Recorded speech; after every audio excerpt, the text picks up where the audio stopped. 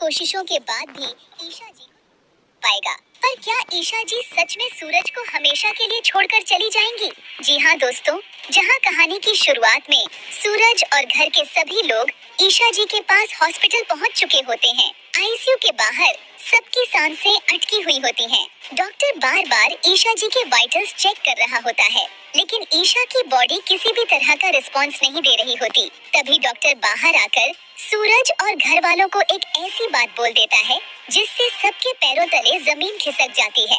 Doctor कहता है, patient बिल्कुल भी रिस्पॉन्ड नहीं कर रही। अगर कुछ देर में रिस्पॉन्स नहीं आया तो उनका बच पाना बहुत मुश्किल हो जाएगा। ये सुनते ही सूरज का दिल जोर जोर से धड़कने लगता है। उसकी आंखों के सामने ईशा जी के साथ बिताया हर पल घूमने लगता है। सूरज बिना किसी की परवाह किए आईसीयू के अंदर भागकर ईशा जी के पास जाकर बैठ जाता है। वो कांपते हुए हाथों से ईशा जी का हाथ पकड़ लेता है और आंसुओं के साथ कहता है, ईशा जी प्लीज आंखें खोल लो। अगर आप होश में आ जाएंगी ना तो मैं आपकी हर बात मानूंगा। आप जो कहेंगी मैं वही करूंगा।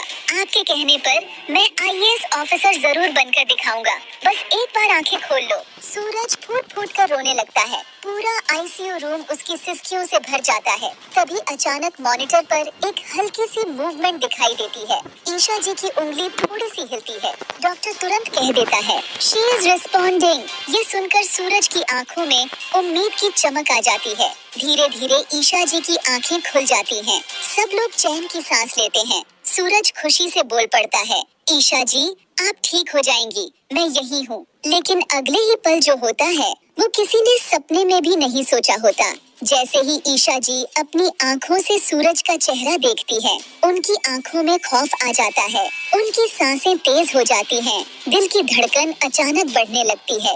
ईशा जी का चेहरा पीला पड़ जाता है। उनका हाथ सूरज के हाथ से धीरे से छूट जाता है। मॉनिटर पर एक तेज आवाज गूंज उठती है। डॉक्टर और नर्सेस भागते हुए आते हैं, लेकिन सूरज बस खड़े खड़े देखते रह जाता है। डॉक्टर जोर से बोलता है, वी आर लूजिंग हर। सूरज चीख पड़ता है, ईशा जी प्लीज मुझे अकेला मत छोड़िए। लेकिन कुछ ही सेकंड में मॉनिटर सीधी लाइन दिखा देता है।